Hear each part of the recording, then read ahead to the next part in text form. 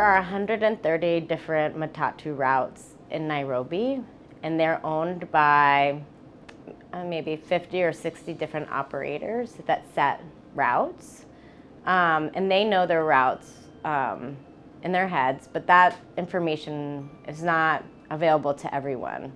So if you want to get around Nairobi, you have to ask around. And we thought in Nairobi, almost everybody has a cell phone. And could we leverage cell phones to actually collect data about the Matatu system? And so what we did is we developed an app that crowdsources the data as people are riding the Matatus, and they add information about what the route name is, what the stop is. And we collected that data in a format which is called GTFS, which is the same format that Google uses to route you in transit. So when you're routing yourself around Boston, the underlying data structure is GTFS. And we're currently in negotiation with Google to put this GTFS data set into Google Maps. So it will be the first informal transit system available in Google Maps.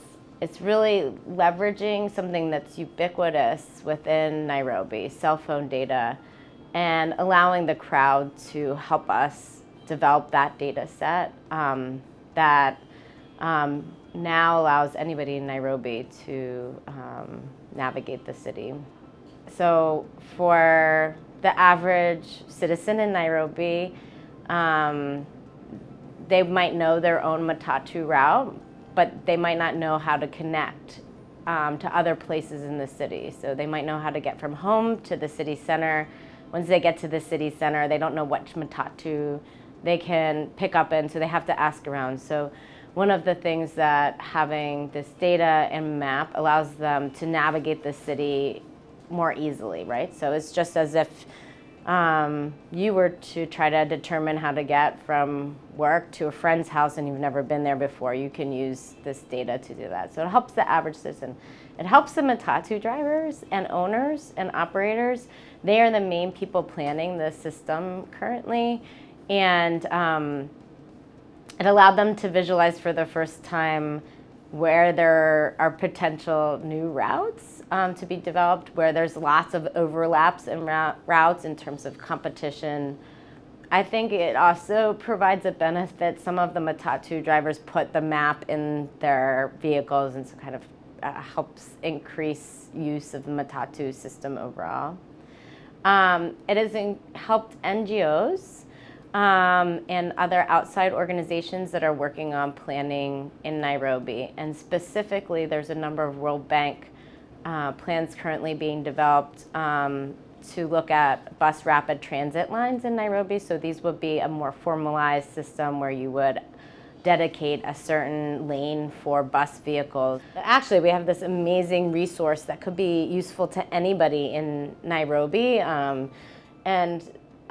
Visualizing it could have a huge impact on the average citizen, but also the government. The government was largely disinterested in developing a data set for a transportation model. But once they saw what the data was, they actually became much more interested. So the idea of having information about where Matatus go was just, they didn't understand why it would be important to the model or why it would be important to include it into Google.